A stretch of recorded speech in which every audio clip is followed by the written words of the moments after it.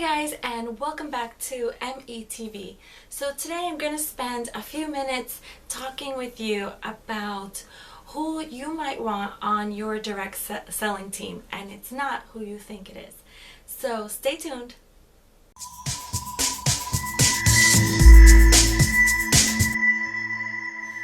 Hi everyone, thank you so much for watching. I want to remind you guys to please subscribe if you haven't yet. I have so many ideas and so many videos that I'm ready to film and to post for you guys. And if you have any specific videos that you would like for me to discuss, go ahead and leave a request in the comments. I read all my comments and I do try to get back to you, and I am more than happy to take suggestions on videos that might help you. Okay, so let's talk about building your team when you are in direct sales. And this is a topic that we're going to discuss, in quite a few different ways over time, because it is such a large part of direct sales, right, is building your team. The first thing that I want to say, and you'll probably hear me say this so many times, but when people think of direct sales and they think about building their team, they get so nervous, and I don't know why. I don't get it. I came in with maybe a different perspective than some people, and so I'll share that with you. I've owned my own business since 1995, and then in 2007 my husband and I started a business together. And so when we started, we were so excited, but it was just him and me, right? And in 95 it was just me. And then as our businesses grew and I got bigger contracts, I needed an assistant. So I hired an assistant. And it got to the point where I had so many events going on in one weekend that I could only be at so many places at one time. So I had to expand my team. And my husband had a few contracts that were so large, and the scope of work was so huge, and the geographic area was so large that he had to hire a crew of people. So it's really no different if you look at it that way. If you want to run your direct sales business as a hobby or as a part-time thing, and you're not interested in the residual sales from having team members, well, then that's fine. You don't have to recruit anybody or bring anybody on board. You can stay status quo for as long as that suits you. But if you change your mind and you do decide you want to grow, or for those of you that came in saying, no, I want this to work, I want to grow my team, then you can look at it as you simply can't grow a company without bringing people on. So hopefully that'll help you with your perspective. But I wanted to share with you one of the mistakes that I think I made early on.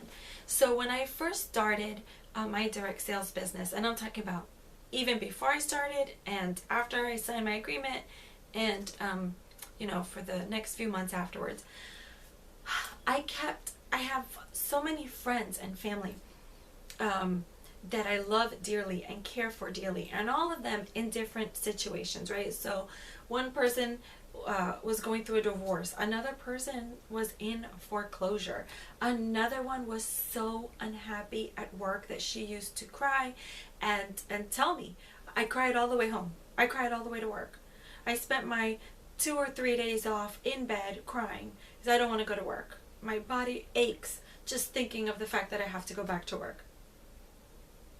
Okay, well, I can tell you this. I started my direct sales business for the sheer love and excitement of the business itself, what it stood for, what it meant for me. I didn't feel that way about my company. I still own my company. I still am president of my company. I do a marketing and public relations, and my husband does government consulting, and that's not going away. We love our jobs. For me, the direct sales is a completely different part of my life. It just fulfills my life. It fills in the blanks in so many different ways. But I thought, wow, look at all these people in need. I can now help them. I can help them. Look, I've now got this tool that I can present to them, and it's going to make so much sense because hello, direct sales is the wave of the future. It is the way to go. It is like, it's perfection. So now I can help them help themselves get out of their situations. I can help this one through her divorce and her financial problems. I can help this one get through her foreclosure and maybe not have to foreclose and find a way to get additional income that doesn't stop her from, that she can do from home because she had medical issues. I can stop this one from being so desperately sad at work or about work. And Flop, not only did, in actuality, they not want to become part of my team, but in many cases, I'm sure they did it without any malintent. They kind of were down on my direct sales business. They made comments. We'll see where you are, then I'll consider it. Or I don't know. It's not my time. There was always an excuse. It's not my time. I don't have time. I don't have the money. I don't have money right now. I'm going through financial problems. Knocked off my own earrings. I got too passionate about the subject. What do you mean you don't have money and you've got I'm not asking you. I'm not borrowing money from you. I'm telling you, this is like, you're gonna make money. So it just blew my mind. And so, you know that phrase, you can lead a horse to water? Well, maybe, just maybe, you can lead a horse to water and you can't get them to drink is actually true. Or maybe your particular business is not for them. Or maybe you didn't present it in a way that spoke to them. Or maybe it's just not that right time for them. We can't take that personally. We can't sit here and cry because our besties don't want to do exactly what we're doing. When I started my government consulting company, guess what? Not one other of my friends or family said, oh, I've always wanted to start a government consulting company. I think I'll join you. Or I'm going to start my own government consulting company. Not one of them did that, and I wasn't hurt or offended. So why should we be hurt or offended when people that we love and care for, that we think this would be awesome for, are not at the right place or time to do it?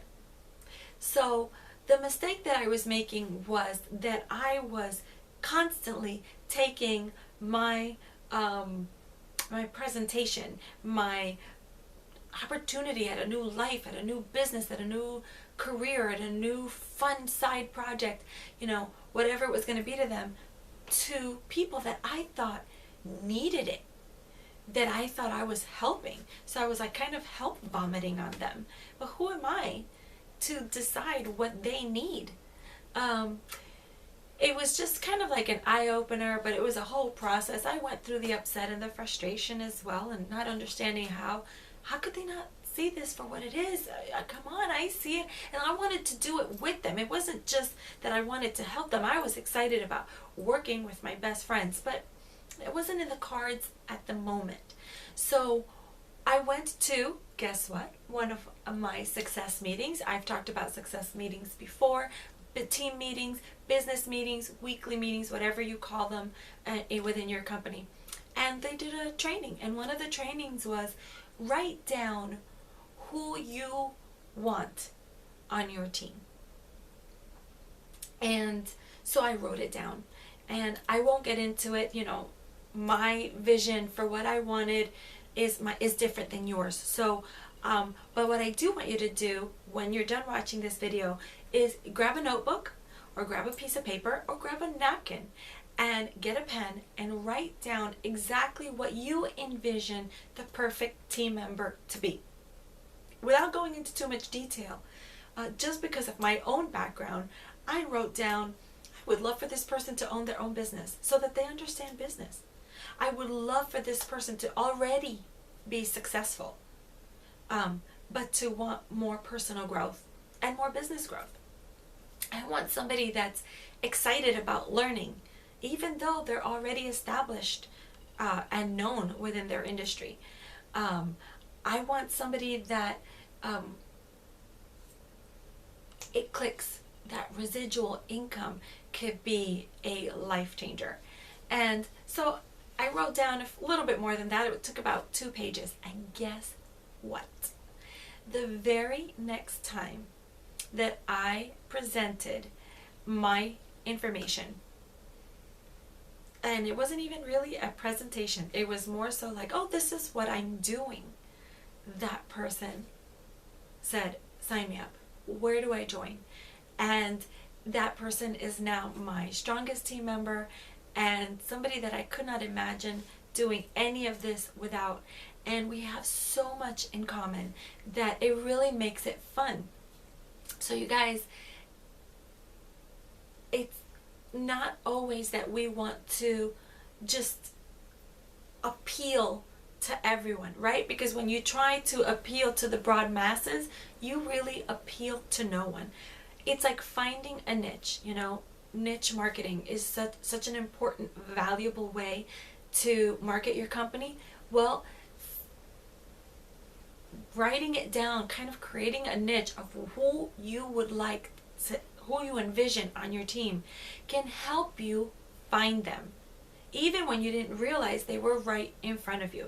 That doesn't mean that when someone comes to me, I say, no, you don't fit the bill. Of course not. We inspire all kinds of different people in all different ways, sometimes without even knowing it. And so I love it when someone comes to me and says they want to be part of my team. Of course I do. But by writing it down, it gives me a clear vision of who I want to go after, of who I want to invite to just listen to me for a few minutes and maybe get excited about my business as well, and maybe it can become their way of life too. So hopefully this video helped you. If it did, please give it a thumbs up. There's a way to do that down below. And of course, like I said before, subscribe if you haven't already. And please, by all means, share this on your social media so that your friends can benefit from it as well. Alright, you guys, I'm so glad you joined me today, and I will see you in the next video. Bye-bye.